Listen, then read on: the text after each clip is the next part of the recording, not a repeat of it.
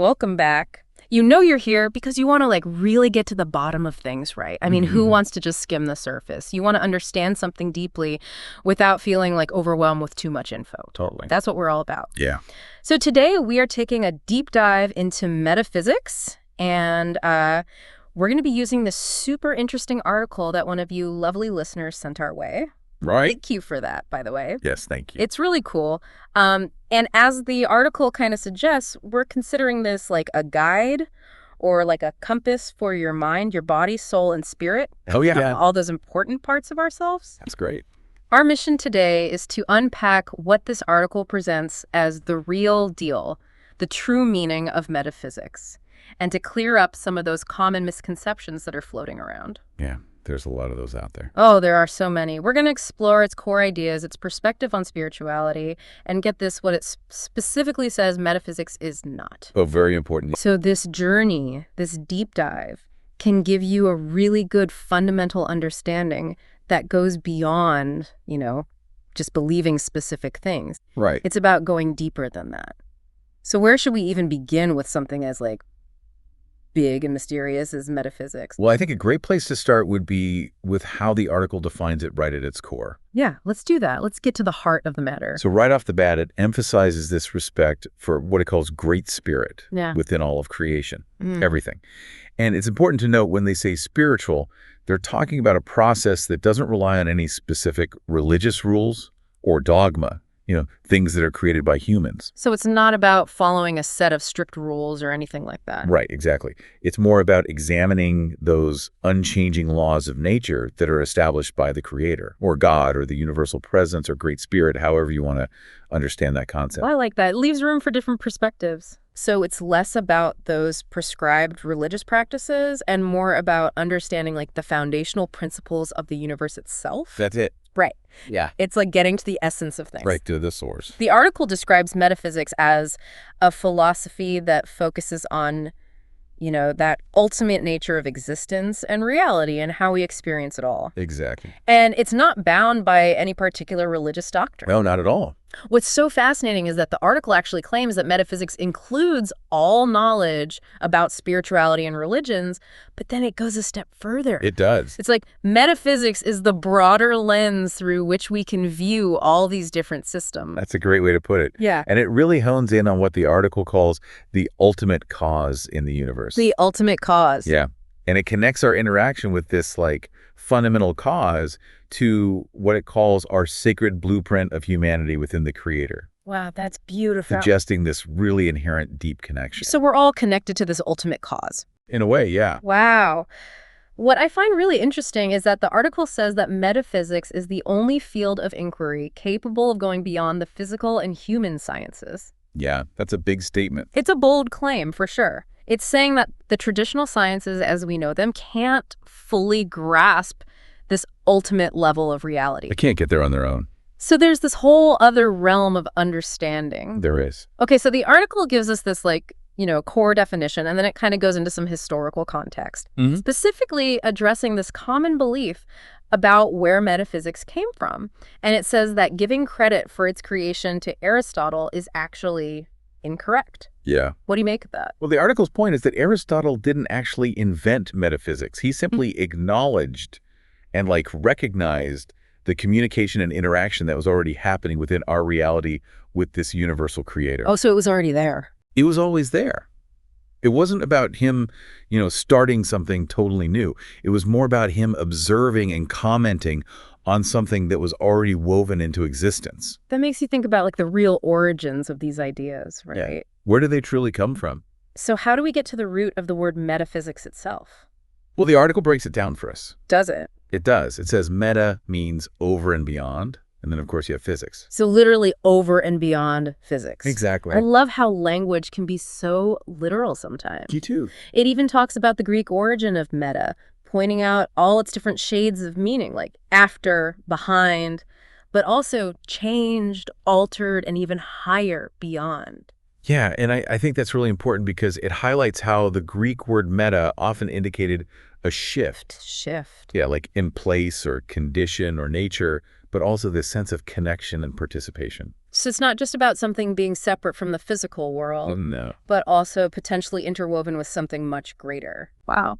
So the article brings all of this together by defining metaphysics as an awareness or philosophy that deals with this first cause and the very nature of being. Oh, I see. Yeah. The essence of existence. Exactly. But then the article makes this really interesting point about how this original understanding has been kind of lost or distorted over time.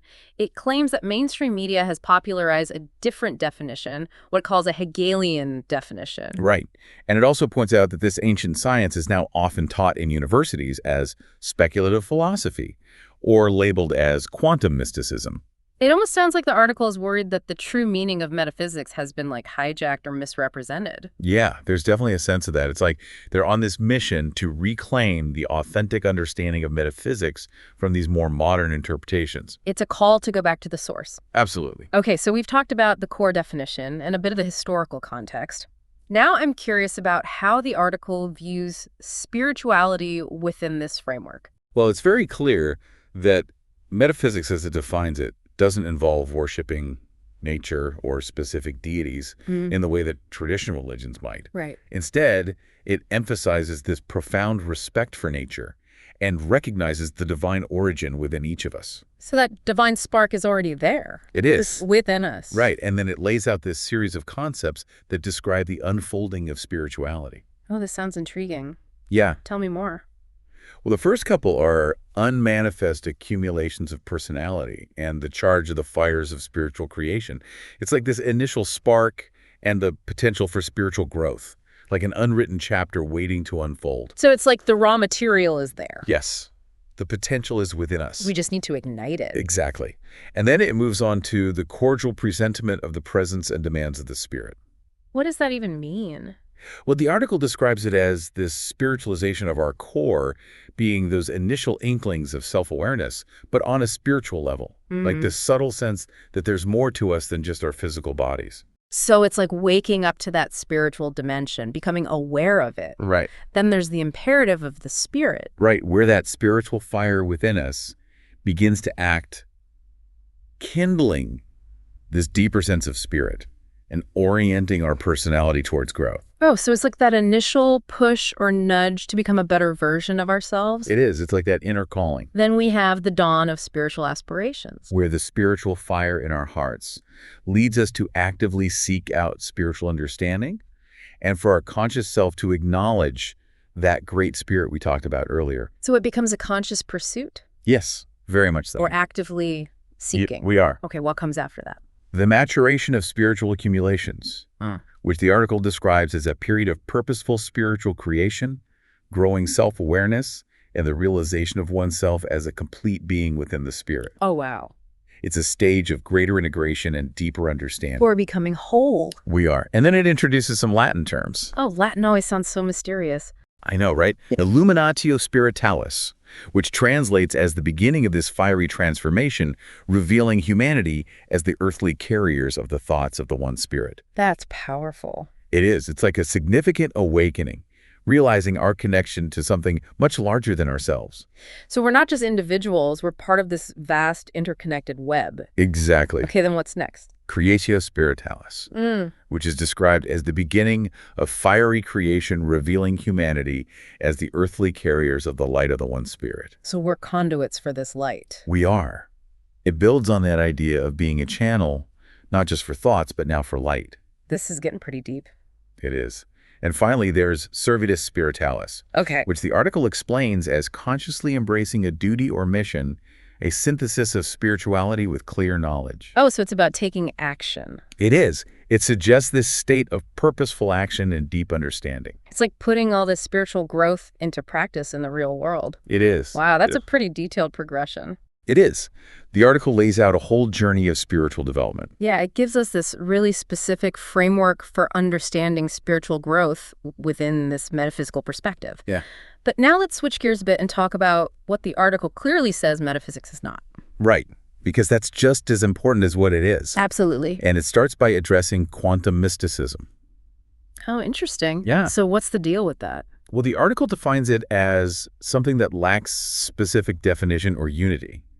It's kind of this catch-all pseudoscientific description based on technology, rather than a true philosophical understanding of metaphysics. So it's like a misinterpretation or a shallow understanding. Yeah, you could say that. Yeah. And related to that is quantum healing. Okay. Which it characterizes as this pseudoscientific mix of ideas from quantum mechanics, psychology, philosophy, even neurophysiology. Wow, it's pulling from all over the place. It is.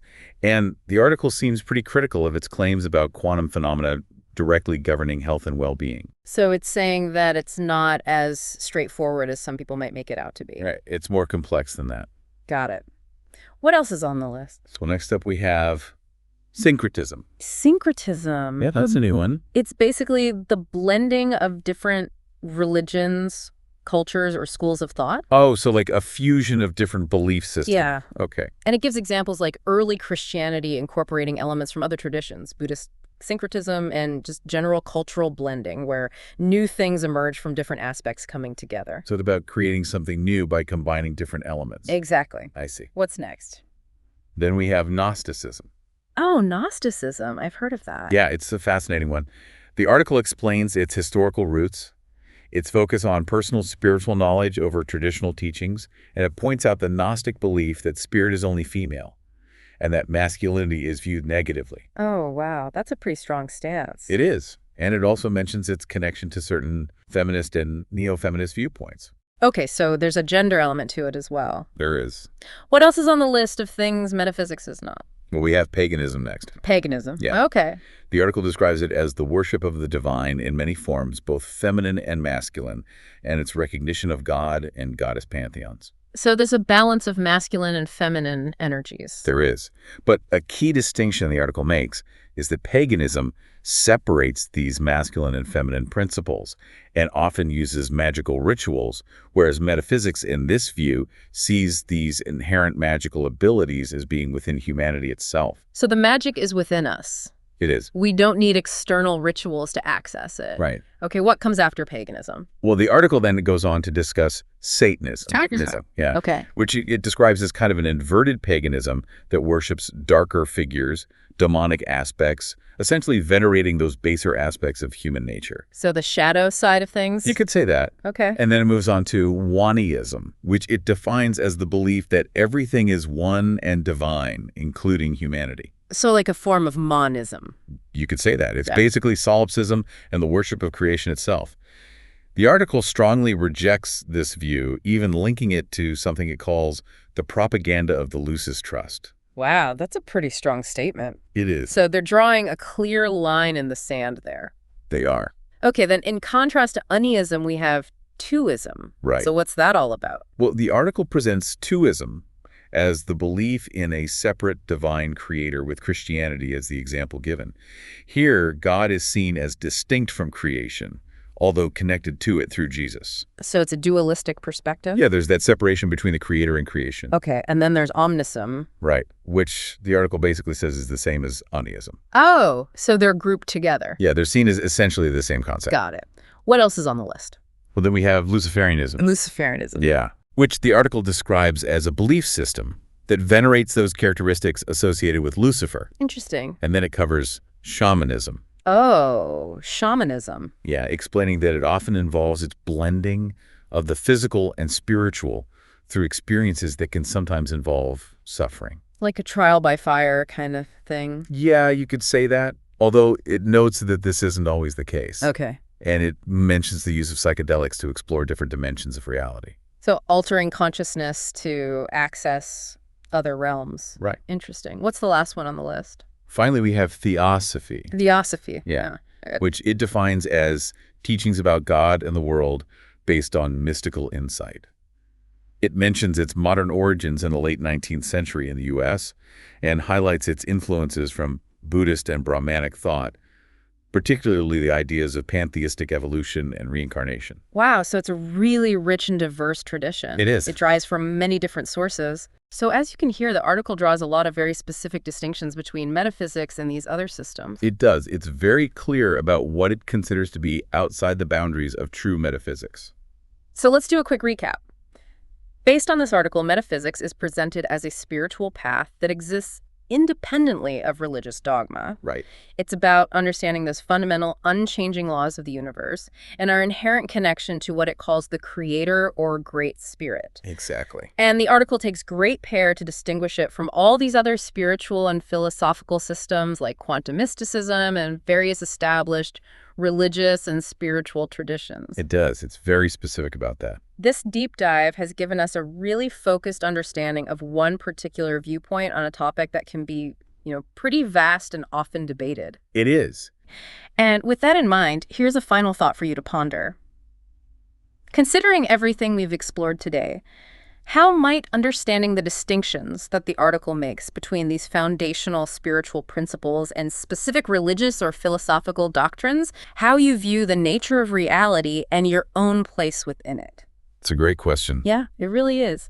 Perhaps it encourages us to consider an inherent potential and awareness that extends beyond the limitations of the physical world. That's something to think about. Definitely something to ponder. Absolutely. Thanks for joining us on this deep dive. It's been a pleasure. Until next time, keep exploring and keep seeking. Yes. We'll see you soon.